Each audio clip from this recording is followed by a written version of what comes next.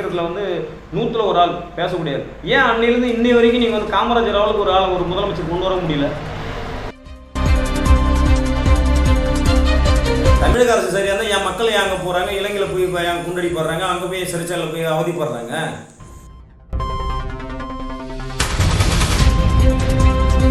தமிழகத்துக்கு வர அனைத்து வளங்களும் தடுக்கப்படும். வணக்கம் ஐயா. வணக்கம் தம்பி ராஜேஷ் ஆர்ஆர் சேனலுக்கு என்னுடைய புரட்சிகர வணக்கம். நன்றிங்க. ஏற்கனவே வந்து நீங்கள் ஒரு வாய் வழியாக வார்த்தை கேட்டு இந்த வீடியோ அனுப்பியிருந்தீங்க. அது கட்சி உறவுகள்லாம் அனுப்பியிருந்தேன். எனக்கு ஒரு எல்லாருக்கும் ஒரு நல்லா பேசியிருக்கீங்க அப்படின்னு சொல்லிட்டு எனக்கு ஒரு நல்ல ஒரு வரவேற்பு கொடுத்தாங்க. அது தொடக்கமே வந்து இப்போ அந்த யூடியூப்பில் பேசுகிறது உங்களால் தான் ஆரம்பிச்சிது. மேலும் மேலும் எனக்கு போனாக்கா ரொம்ப சந்தோஷமாக இருக்குன்னு நான் நினைக்கிறேன். அது உங்களுக்கு தொடக்கமாக இருக்குது. அதனால் எனக்கு உங்களை எப்பவுமே மறக்க மாட்டேங்க சேனலில். இப்போ இந்த கட்சிக்கு வரணுன்ட்டு உங்களுக்கு எது முதல்ல பிடிச்சிருந்துச்சு? கட்சி வந்து எனக்கு காலத்தில் வந்து நான் வந்து எந்த கட்சிக்கும் சேராத ஒரு தனி மனிதனாக இருந்தேன். அப்பா அம்மா சொன்ன மாதிரி நான் வந்து வீட்டில் கொஞ்சம் அடக்குமுறையாக தான் வாழ்ந்து வந்தேன். அண்ணனுடைய நிகழ்வு வந்து என்னால் தவிர்க்க முடியாத ஒரு சூழ்நிலையில் நான் அதை கேட்க வேண்டியதாகி போச்சு. அந்த இடத்துல போயிட்டு நம்ம கேட்கும்போது பார்த்திங்கன்னா, நம்ம ஏன்டா அந்த மண்ணில் பிறந்தோம் அப்படின்ற எண்ணம் வந்து எனக்குள்ளே தோன்றளவுக்கு. அதாவது சொல்லுவாங்களே, இந்த சிந்தனைகளை வந்து தூண்டுறதுக்கு ஒரு ஆள் வருவாங்கன்னு சொல்லிட்டு உண்மையிலே சொல்கிறேன். நான்லாம் அண்ணனை சந்திக்காமல் இருந்தால் நான் வந்து நாளோட நாளாக மக்கி மண்ணாக போயிருப்பேன். நான் அண்ணனை சந்தித்த பிறகு நானும் ஒரு பரவாயில்ல, இந்த அளவுக்கு நம்ம அரசியல் புரிதல் உண்டாக இருக்குதுன்னா அதுக்கு முழுக்க காரணம் சிந்தனை சீமான் தான் எனக்கு காரணமாக இருந்தது. அவருடைய வார்த்தை ஒன்றும் பார்த்திங்கன்னா செதுக்கக்கூடிய விஷயமா இருந்தது. அதுக்கு முன்னே வந்து நானும் வந்து 4 பேர் மாரி நானும் கடந்து போனோம். அந்த இலங்கை பிரச்சனையில் வந்து இந்த நம்ம தமிழ் இனங்கள் கொண்டு, தமிழ் இனன்றதுல பொதுவாகவே மனித இனங்கள் அது எந்த இனமாக கூட இருக்கட்டும், ஒரு தாய் இறந்து கிடக்கிறான்ற அந்த மனநிலையில் வந்து பிள்ளைக்கு தெரியல, கை குழந்தைக்கு பிள்ளைக்கு பசியில் இறந்த பிணத்தினுடைய மார்பில் வந்து பால் குடிக்குது. இந்த கொடுமையை நினச்சி பாரு, எவ்வளோ ஒரு பெரிய கொடுமையான ஒரு நிகழ்வு நினச்சி பாரு. அடிப்பட்டு ஆப்ரேஷன் பண்ணிக்கிறாங்க. அந்த ஆப்ரேஷன் பண்ணுற தேட்டரில் கொண்டு வந்து விழுது. அடிப்பட்டு சிந்திய ரத்தங்கள் எவ்வளோ இருக்கும், அவங்க எவ்வளோ வேதனைப்பட்டிருப்பாங்க. தன் முன்னே வந்து தங்கை மகள் இவங்களுடைய இன்னொரு துப்பாக்கி வச்சு சொல்கிறது போகிறது எவ்வளோ கொடுமை. இது ஒரு மனிதனுக்கு ஒரு மிருகம் கூட இந்த செயலை செய்யாது. இந்த மாதிரி செயலெலாம் செய்யும்போது நான் பார்த்துக்கின்னு இருந்த சாதாரண ஒரு மனுஷன்தான். ஆனால் எனக்குள்ளேயும் ஒரு உணர்வை ஊட்டியது என்னை ரொம்ப சிந்திக்க வச்சுட்டாப்ல. நான் இந்த மண்ணில் ஏன்டா நான் பிறந்தோன்ற சிந்தனையே வந்து அண்ணா சிந்தனை சீமானை பார்க்கும்போது எனக்கு தோணுச்சு. அன்னையிலேருந்து வாழவோ சாவோ ஒரு மனிதன் வந்து இன்றைக்கி வந்து இந்த காலகட்டத்தில் ஒரு திராவிட கட்சிகள் வந்து ஆலமரம் திகைச்சு நிற்கிற அந்த காலகட்டத்தில் இன்றைக்கி இந்த அளவு எதிர்த்து ஒரு ஆன்மீகமாக பொருள் கொடுக்குற ஒரு அரசியல்வாதியை நான் உண்மையாக சொல்ல ஒரு ஆன்மகனா அன்றைக்கி தான் நான் பார்த்தேன். அதுலேருந்து நான் அந்த கட்சியில் வந்து உடன்பாடாக இருக்கிறேன். எனக்கு வந்து என் வாழ்க்கையில் நான் வந்து ஓரளவுக்கு நான் எப்படி வாழணும் போகணும் எல்லாமே எனக்கு சிந்தனைகள் நிறைய சிந்திக்க வச்சுருக்கேன். ஆனால் அண்ணனை பார்த்த பிறகு அதையும் தாண்டி ஒரு சிந்தனை வரும்ல, 6ஆம் அறிவுன்றது 7ஆம் அறிவு வரும்ல, அதுமாதிரி 7ஆம் அறிவு மாதிரி எனக்கு வந்து பகுத்தறிவில் என்னை வந்து ஒரு சிந்திக்கக்கூடிய தன்மை கொண்டு வந்தது அண்ணன். அதனால் அதை கூட நான் பயணிச்சு வருவோம். அண்ணன் வெற்றி காண்றாரோ தோல்வி காண்றாரோ அது அப்பாற்பட்ட விஷயம். அவர் தோல்வியே கண்டு வந்தாலும் நான் அங்கே தான் இருப்பேன், வெற்றியே கண்டு வந்தாலும் அங்கே தான் இருப்பேன். அதனால் என்னுடைய உழைப்பு வந்து என்றைக்கும் அந்த மக்களுக்கான சேவையாக நினைக்கிறது. ஓகேங்க. அரசியல் கட்சிங்க எல்லாத்துக்குமே இப்போ ஒரு கட்சி வந்து முன்வைக்கிறாங்க, வெளியில் வராங்க அப்படின்னா அவங்களுக்குள்ளே ஏதாவது ஒரு கொள்கை இருக்கும். கொள்கையினோட அடிப்படையில் தான் ஒரு கட்சி வந்து உருவாகும். உங்களோட கட்சி கொள்கை என்ன அப்படின்னு நீங்கள் சொல்லுங்கள். இப்போ சமீபமாக பார்த்துருப்பீங்க, தம்பி பாலான்னு ஒரு தம்பி டிவி சீரியலில் வந்து பாப்புலராக வந்துருக்காரு. ஆமாம். அவர் வந்து தன்னுடைய உழைப்பை வந்து ஆம்புலன்ஸ் வாங்கி கொடுக்குறது, டிராக்டர் வாங்கி கொடுக்குறது, ஒரு வீடு கட்டி கொடுக்குறது, இந்த மாதிரி செயலாம் அவர் செய்கிறார். அவர் செயலை வந்து எல்லோரும் போற்றக்கூடிய ஒரு விஷயம். அதாவது ஒரு மனிதனாக பிறந்து ஒரு புனிதனாக மாறின ஒரு மனிதன். அதுமாரி ஏகப்பட்ட பேர் ராபின்ஸு, சூர்யா, இந்த மாதிரி நம்ம கண்ணுக்கு தெரிஞ்சு திரையுலகத்தில் வந்து நம்ம பேசுகிறோம். கண்ணுக்கு தெரியாத பல இடத்துல வந்து நம்மளுக்கு மக்களுடைய வேதனைகளை புரிஞ்சு அவங்களுக்கான சேவைகளை வந்து தன்னுடைய குடும்பம் வறுமையில் இருந்தாலும் வறுமையிலும் மற்றவங்க வாழணுன்ற அந்த பெருமையை தேடுற குணங்கள் எவ்வளோ பேர்கிட்ட இருக்குது. இதையை வந்து நான் ஒரு பெரிய விஷயமாக நினச்சின்னு இருக்கேன். ஆனால் அண்ணன் என்ன சொல்கிறாருன்னா, இதுக்கெல்லாம் காரணம் மூலதனம் யாருன்னா சரியான ஒரு அரசியல் அமையாததுனால தான் இவங்களாம் செய்கிறாங்க. ஆம்புலன்ஸ் இல்லாத ஊரில் பாலா வாங்கி விடுறாரு. அந்த ஆம்புலன்ஸ் இல்லாத ஊரை உண்டாக்குறது யாருன்னா ஆண்ட அரசியல்வாதி. இந்த அரசியல் சரியாக அமைஞ்சிருந்தால் பாலா ஒரு வாழ்க்கையை இன்றைக்கி தியாகம் பண்ணணும் அவசியம் கிடையாது. லாகவரான் சிங் ஒரு வாழ்க்கை தியாகம் பண்ண அவசியம் கிடையாது. மற்ற சூர்யா அவர் திரைப்படத்தில் வைக்கிற காசு இருந்து செலவு பண்ண அவசியம் கிடையாது. மற்ற எவ்வளோ இருக்குது, லைன்ஸ் இருக்குது, குருதிக்குடை பாசறை இருக்குது, எவ்வளோ பேர் பண்ணுறாங்க. சமீபத்தில் நடக்கிற ஜி தமிழ் இருக்குல்ல, ஜி தமிழில் பார்த்தீங்கன்னா எங்கேயோ ஒரு காணொலி எடுத்து யூடியூப்பில் போடுறாங்க. அதை ஜி தமிழ் பார்த்துட்டு அவங்க கூட்டு வச்சு ஒரு ஆட்டோ சமீபத்தில் விழுப்புரத்தில் கூட தம்பி வீரபாண்டிய அப்படின்னு ஒரு முத்துப்பாண்டின்னு நினைக்கிறேன். அவர் இன்றைக்கி பாடகராகி இன்றைக்கி ஒரு பெரிய ஒரு இடத்துல இன்றைக்கி தமிழ்நாடு லெவலில் இஷ்யூ ஆகிருக்கு. ஏன் இதை அரசாங்கம் பண்ண மாட்டாங்க? இதெல்லாம் ஒரு அரசியல் பண்ணாங்கன்னா இது இத்தனை வேலையும் ஒரு தனி மனிதனோட செய்ய வேண்டிய வேலையே கிடையாது. அப்போ சரியான அரசியல் அமையாததுனால தான் ஆளாளுக்கு அந்த வேலையை செய்கிறாங்க. அப்போ சரியான அரசியல் அமைகிறதுக்கு எவ்வளோ நம்ம கஷ்டப்படணுமோ அதுதான் கஷ்டப்படணும்னு நினைக்கிறேன். அதாவது சமூக தொண்டில் நானும் இறங்கி செஞ்சுக்கிறேன், என்னால் முடிஞ்ச வரைக்கும் உதவி பண்ணிக்கிறேன். அதை வெளிப்பட சொல்லணும் தெரியாது. ஏன்னா அந்தளவுக்கு நான் பெரிய ஒரு உதவியெல்லாம் பண்ணலை. எனக்கு ஒரு பெரிய உதவினா என் வாழ்க்கையை தொடர்ந்து என் வாழ்க்கையில் இருக்கிற இன்னல்கள் பிரச்சனைகள் எல்லாருக்கும் இருக்கிறவங்க எனக்கு சில பிரச்சனைகள் இருக்குது. அதையும் தாண்டி இந்த அரசியல் என்பது மனிதனுக்கான அரசியல் மட்டும் இல்லை, அனைத்து உயிர்க்குமான அரசியல்ன்றது எனக்கு நல்லா தெரியுது. இந்த அரசியல் அரங்கேறணும், ஒரு நல்ல ஒரு நிலைமைக்கு வரணும், இந்த நாட்டை ஒரு 5 ஆண்டு காலம் அடையணும். அப்போ தான் அந்த 5 ஆண்டு காலத்தில் என்ன அண்ணன் சொல்கிறது அத்தனையும் நிறைவேற்றுறாருன்னு சொல்லி பார்க்குற வரைக்கும் எல்லாரும் முட்டாள்னு சொல்ல வரல, படிக்காதவங்களாம் முட்டாள்னு சொல்ல வரல. அன்னைக்கு இருந்ததில் எத்தனை கோடி மக்கள் எல்லாம் காமராஜர் இன்னி வரைக்கும் நீங்கள் கேட்குறீங்களா? கிடைச்சிட்டாப்புல, பரவாயில்ல, சந்தோஷம். அதாவது நீங்கள் நினைக்கிறதுல 100ல் ஒரு ஆள் பேச முடியாது. ஏன் அன்னையிலேருந்து இன்னி வரைக்கும் நீங்கள் காமராஜர் ஆளுக்கு ஒரு முதலமைச்சர் கொண்டு வர முடியல? ஏன் சட்டத்திட்டங்கள் அப்படி இருக்குல்ல. இப்போ நீங்கள் சட்டம் இப்போ கூட நீங்கள் இப்போ ஒரு இலங்கை இப்போ பிரச்சனை வருதுன்னு வச்சுங்களேன். இப்போ கடற்படையில் இப்போ நம்ம தமிழர்களை கடத்திட்டு போயிட்டாங்க. இப்போ அவங்களுக்குன்னு ஒரு எல்லை இருக்குது. அவன் சும்மா பிடிக்க போகிறதில்ல. இப்போ அவங்க பிடிச்சிட்டாங்கன்னா நீங்கள் டேரெக்டாக போயிட்டு நீங்கள் அவங்க மேலே படையெடுக்க முடியுமா? நீங்கள் அவங்க மேலே போர் எடுக்க முடியுமா? அவங்க ஆளுங்களை மீட்டு வர முடியுமா? நீங்கள் அப்படி தான் பேசுகிறீங்க. உங்களோட இப்போ என்னன்னா நீ ஒருத்தங்கிட்ட கை கட்டிக்கு பேசுகிற, உங்கள்கிட்ட பதவி இருக்குது, உங்கள்கிட்ட அதிகார பலம் இருக்குது, நீ போய் கொண்டுட்டு வர வேண்டியதானே, நீ போய் இருக்கணும், அப்படி தான் பேசுகிறீங்க. ஆனால் இப்போது ஒரு முதல்வரா இவருக்கு ஒரு அதிகார வரம்பு. நீங்கள் என்ன கேட்க வரீங்கன்னு புரிஞ்சுச்சிங்க. நீங்கள் அதிகம் பேசாதீங்க. இலங்கையில் நடக்கிற பிரச்சனையை நீங்கள் போய் நீங்கள் ஒரு தமிழக முதல்வராக இருந்து போய் நீங்கள் என்ன செஞ்சிட முடியும்?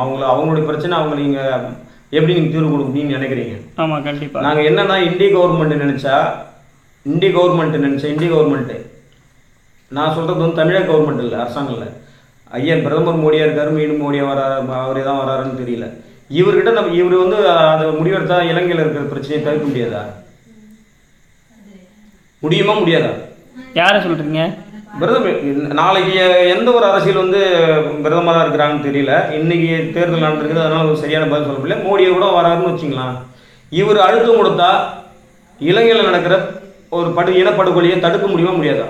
கண்டிப்பாக முடியும்னு நினைக்கிறீங்களா நீங்கள்? கண்டிப்பாக முடியுங்க. ஏங்க உள்ளங்கை தாங்க, உள்ளங்கை இலை கூட கிடையாதுங்க அந்த நாட்டை நீங்கள் எப்படி சொல்கிறீங்கன்னா இப்போ உள்ளங்கை இலை கூட நாடு இல்லைங்க. இன்னைக்கு நீங்கள் அழுத்தம் கொடுத்தீங்கன்னா ஐநா சபையில் போய் நீங்கள் அழுத்தம் கொடுக்கலாம். நீங்கள் ஒரு பிரதமராக இருந்தால் அழுத்தம் கொடுக்கலாம். இது மாதிரி மனித உரிமை காலத்தில் இவ்வளோ பிரச்சனைகள் இருக்குது, இதெல்லாம் இந்த மக்கள்லாம் அநியாயமாக கொல்லப்படுறாங்கன்னு சொல்லிட்டு அழுத்தம் கொடுத்தீங்கன்னா உங்களுடைய திறமையா அது எதுக்கு தான் உங்களுக்கு இந்திய கவர்மெண்ட்ல உங்களுக்கு பிரதமர் நீங்க இப்படி சொன்னீங்கன்னா ஓகே, நீங்க போய் நீங்க சட்டப்பூர்வமாக தான் நீங்க பேச முடியாது. நாட்டை குறைச்சி பேசக்கூடாது. நீங்க ஒரு உள்ளங்கை தான் இருக்கு வந்துருக்கீங்களா? ஃபர்ஸ்ட் ஒரு பிரச்சனைனா இலங்கையில் நடந்த பிரச்சனை நாங்கள் நேரடியாக போய் பேச முடியாது. அப்போ அது அப்பாற்பட்ட விஷயம், தனிப்பட்ட ஒரு கருத்து. எல்லைன்னு சொல்லிட்டு கடல்ல எல்லை பிரிக்கிறல்ல, ஆமா, இங்கிருந்து எல்லை தாண்டி போய் மீன் பிடிக்கிறாங்கன்னு சொல்லிட்டு ஒரு பிரச்சனையை கொண்டு அவங்க சொல்றீங்க, எல்லாம் பண்றீங்க.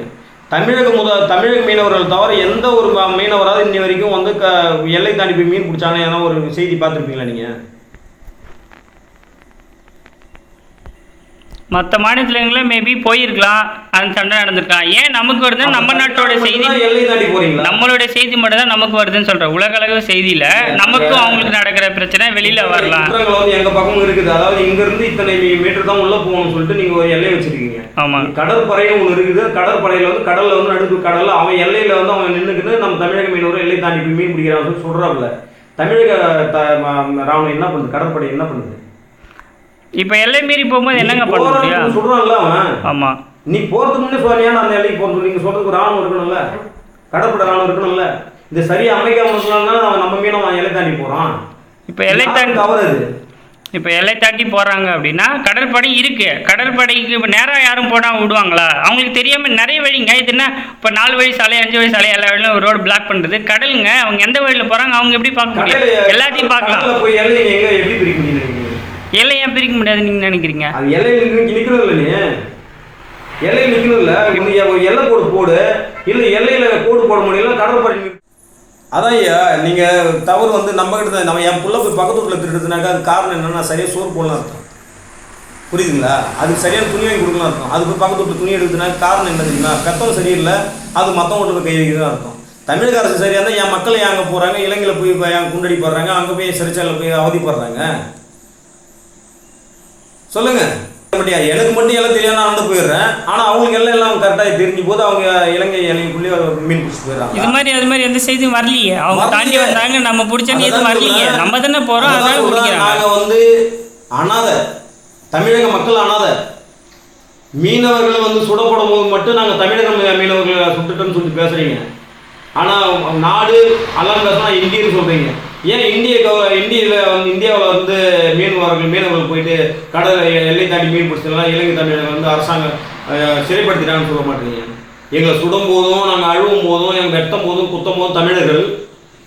ஆனால் ஓட்டு வாங்கி வரும்போது மட்டும் நாங்கள் இந்தியர்களா? இப்போ வந்து இந்தியர்களுக்கும் உங்களையும் நாங்கள் பிரிச்சுலாம் பேசலைங்க. நம்ம வந்து ஆட்சி முறையில் அவங்க அதிகார வரம்புக்குள்ளே தான் இருக்குது. அதனால் அவங்க அதிகார வரம்பை மீறி அவங்க வேலை செய்ய முடியாது. நீங்கள் டைரெக்டாக போய் இன்வால்வ் பண்ணி நீங்கள் பண்ணுறீங்க அப்படின்னு அதை மட்டும்தான் இங்கே குற்றச்சாட்டை வச்சுருக்கேன் தவிர நான் வந்து வெளிநாட்டுக்கார மாதிரி இல்லை. நானும் தமிழன் தான், நானும் ஒரு இந்தியன், ஒரு இந்திய குடிமகனாக தான் நானும் இருக்கேன். சரிங்களா? நான் வந்து ஆட்சியாளர்களை தான் சொல்லணும் தவிர நடக்கிற தப்புக்கு நம்ம தான் காரணம் அவங்க சைடு நான் சப்போர்ட் பண்ணி பேசலை. நீங்கள் சொல்கிறது வந்து எப்படி எடுத்துக்கிறது எனக்கு தெரியல. உங்களுக்கு நாளைக்கு எங்களை கேள்வி கேட்கணும் மட்டும் வரீங்களா, இல்லை உங்களுக்குள்ள தனிப்பட்ட ஒரு முறையில் வந்து கருத்துக்கள் இருக்குதான்றது நல்லா சிந்திச்சு பாருங்கள்.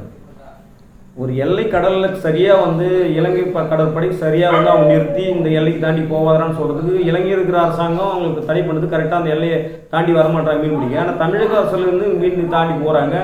எல்லா மீனவர்களும் தமிழக மீனவர்கள் தான் பாதிக்கப்படுறாங்க, மற்ற மாநிலத்தில் வர மீனவர்கள் தாக்கப்பட மாட்டாங்க. இதனுடைய கருத்து என்னன்னு தெரிஞ்சு நீங்கள் வந்து முடிவு எடுக்கலாம். ஏன் இளைஞர்களுக்கு வந்து இளைஞர்கள் தமிழர்கள் கொல்லப்படுறாங்க, இதை அதுக்கு நீங்கள் எதாவது முடிவு எடுக்கணும்னு சொல்லிட்டு பிரதமர் இன்னைக்கு முதலமைச்சர் அழுத்தம் கொடுக்கலாம்ல? ஏன் கொடுக்க மாட்டாங்க? கொடுக்கலாம்ல. இப்போ கொடுக்காம இருக்காங்கன்னு நினைக்கிறீங்களா? கொடுக்குறாங்க. எப்படிங்க கொடுக்க முடியும்? நீ தான் மாற்றி மாற்றி பிரதமர்கிட்ட எல்லாமே நடக்குங்க, நம்ம கண்ணில் எல்லாம் வரல. நீ அடிச்சு ஊழல வந்து அவங்க கேட்காம இருக்கிறதுக்கு ஆய கட்டி போகிறீங்க. பார்த்தீங்களா? அண்ணாமலையை இன்றைக்கி வந்து பாரதிய ஜனதா கட்சி வந்து தமிழகத்துலேருந்து கொஞ்சம் ஏடிஎம்காவும் அனைத்து இந்திய அண்ணா திராவிட திமுகவும் கைட்டி கொடுத்தனால இன்றைக்கி திமுக எந்த அளவுக்கு ஊழல்படுத்த தெரியல. ஒவ்வொரு இதில் ரைட்டு விட்டாங்கன்னா இன்றைக்கி வந்து பல ஆயிரம் கோடி ஊழல் பண்ணி வச்சுக்கிறாங்கல்ல. எந்த கேள்வி உங்களால் கேட்க முடியும் நினைக்கிறீங்க? நாங்கள் கேட்போம். மீனவர்கள் தமிழக மீனவர்களோ தமிழர்களோ இலங்கையில் அவதிப்படும் போது இந்த பிரதமர் ஐயா ஐநா சபையில் போய் பேசி அதுக்கு தீர்வு கொண்டு சேர்க்கலன்னா தமிழகத்திலிருந்து வர அனைத்து வளங்களும் தடுக்கப்படும். மின்சாரம், நிலக்கரி சுரங்கம், மற்ற பால் கறி எல்லாம் இங்கேருந்து போகிறது பூரா தடுக்கணும்னு நம்ம ஒரு வழக்கு போகிறோம். காவிரி நதி நீரை இந்திய கவர்மெண்ட்டு கொடுக்க சொல்லிடுச்சு. இன்னி வரைக்கும் காவிரி நதி நீரை கர்நாடகா தரல. இந்திய கவர்மெண்ட் வார்த்தையை வந்து மதிக்காத கர்நாடகா நீ ஏன் வந்து இன்னி வரைக்கும் சலுகை செய்கிற? அதே வார்த்தை நாங்கள் மதிக்காம எங்களை நீ விட்டுருவியா? அப்போ பிரதமருக்கு என்ன மதிப்பு? எனக்கு என்ன? நானே விளைவிச்சு நானே சாப்பிட்ற விலை வேறு பூமி நான் வச்சுருக்கிறேன். நான் ஏன் உங்களோட கையேந்து நிற்கணும்? என்கிட்ட எனக்கு அவசியமே இல்லை. அவன் பாலைவனத்தில் தான் அவன் வந்து வருமானம் இருக்கிறவங்க உன்னை நீ அவாய்ட் பண்ணலாம். ஆனால் நாங்கள் வந்து உங்களை அவாய்ட் பண்ணோம்னா நாங்கள் சொந்த கல்வி நிற்கலாம். அந்த அளவுக்கு எங்களுக்கு வளமான ஒரு பூமி வச்சுருக்கிறோம். எங்ககிட்ட வந்து நிலக்கரி நீ வாங்கி போகிற, மண்ணை திருடி போகிற, மலையை திருடி போகிற, மின்சாரத்தை இன்றைக்கி சூரிய ஒளிக்கதிரில் பலாக்க போயிட்டு மின்சாரத்தையும் அங்கேருந்து கடத்தி போகிறீங்க. எங்களுக்கு மின்சாரம் கம்மியாக இருக்குது.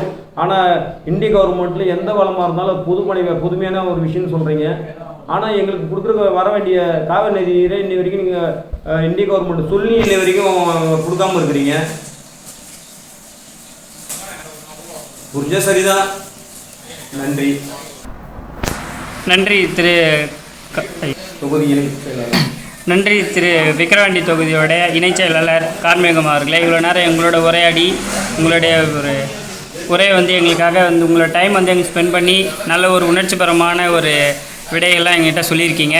மேலும் உங்கள் வந்து நீங்கள் வந்து வணக்கம். வணக்கம் வெகிராண்டி தொகுதி இணைச் செயலாளர் திரு கார்மேகம் அவர்களே. இதுவரைக்கும் எங்களோட இணைந்து நாங்கள் கேட்ட எல்லா கேள்விக்கும் வந்து பொறுமையாகவும் அதே நேரத்தில் எந்த இடத்துல கோவப்படமோ அந்த நல்லா உணர்ச்சிகரமான வந்து உங்களுடைய பதிலை வந்து அளிச்சிருக்கீங்க. ரொம்ப நன்றி. தொடருவோம்.